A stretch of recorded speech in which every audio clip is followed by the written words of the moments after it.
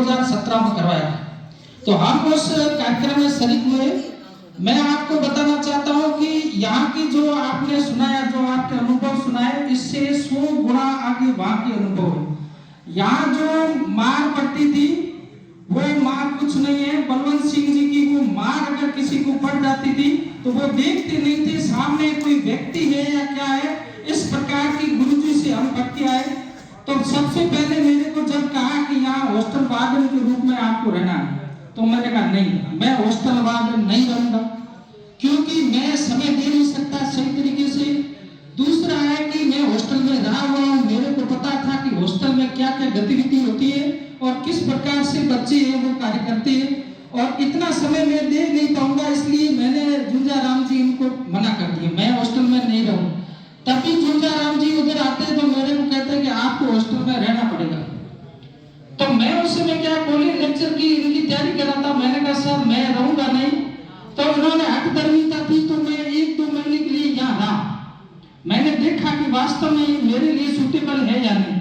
तो उस समय मेरे को ठीक लगा। उसके बाद में मैंने धीरे धीरे करके मेरे को बुलाया यहाँ पर, तो मैं यहाँ आ गया और इन्होंने कहा आपको रहना है, तो मैंने रहना शुरू कर दिया। मेरा यही है कि जब आप कोई भी बात हो, इतिहास में ये होता है, प्राथमिक स्रोत है उनको महत्वपूर्ण माना जाता है।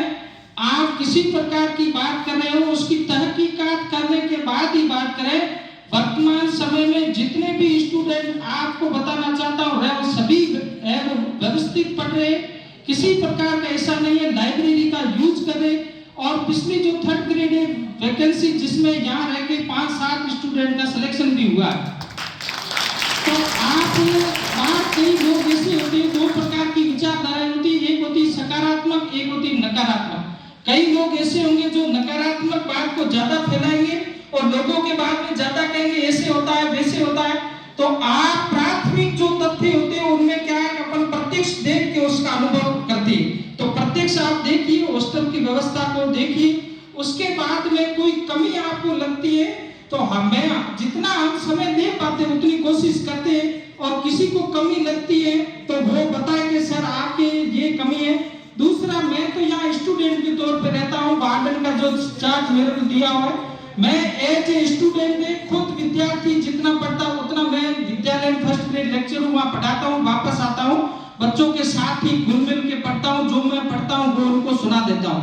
और कार्य पूरा हनुमान जी बहुत सहयोग करते हैं, आज भी अपना हॉस्टल मानते हैं। और जो भी अपने को कोई ऐसी तकलीफ नहीं है, मेरे को जब भी ये आते हैं और कोई कार्य नहीं होता है वो कार्य बच्चों से करवा देते हैं। मेरे को कहते हैं आप जो भी इनको गाइड करते रहिए, जो भी अपना काम करते रहिए, और मैं जो भी खाली समय होगा मैं कार्य मैं करवा दूंगा। तो इस प्रकार है, ठीक ठाक हॉस्टल चल रहा है। आप सबसे निवेदन है कि जो भी बच्चे पढ़ने लायक होने चाहिए, ये सत्य है।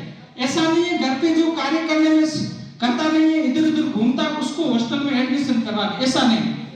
पढ़ने लायक बच्चा है और घर पे बैठा है, बाहर में जाने की जरूरत नहीं है, यहाँ लाइब्रेरी है और यहाँ खाने की अच्छी व्यवस्था है। आपको सबको मालूम, बाहर से रसोई बहुत शानदार व्यवस्था है, किसी प्रकार का किंतु परंतु नहीं है। अगर बच्चा पढ़ने वाला है तो उसको हॉस्टल दोनों में रखिए आप, बच्चियों और बच्चों को। आने वाले समय में आपको रिजल्ट मिलेगा, हॉस्टल जैसा रिजल्ट दूसरा नहीं होता है।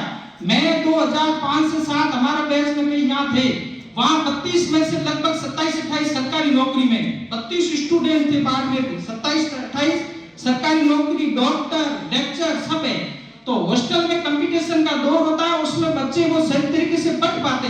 तो आप जो भी बच्चा पढ़ने के लायक है उसको हॉस्टल में भेजिए और यहाँ उनका पूर्ण रूप से ध्यान रखा जाएगा। जितनी हम कोशिश करेंगे उसको वास्तव में पढ़ाने की। और दूसरा है, थोड़ा बहुत अनुभव भी रखते हैं। पहली बार मैं तो इस हॉस्टल में उस समय जुड़ा 2019 के अंदर, जब पहली बार बीएसटीसी का बैच चल रहा था, उस समय पहले मैं इधर इस हॉस्टल में आया कभी नहीं था। उसके बाद में देखा तो ठीक है इनको रख ले, इसलिए मेरे को रखा।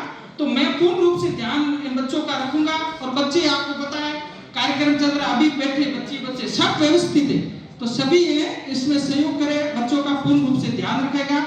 आप सभी यहाँ पधारे और आपने बहुत शानदार कार्यक्रम है वो रखा। उस कार्यक्रम में मैं जो समय ज्यादा नहीं दे पाया, चाहता हूं, क्योंकि मेरे एक एग्जाम भी होने वाला है, इसलिए ज्यादा से बढ़ चढ़ कर मैंने सोशल मीडिया पर ऐसा भाग नहीं लिया।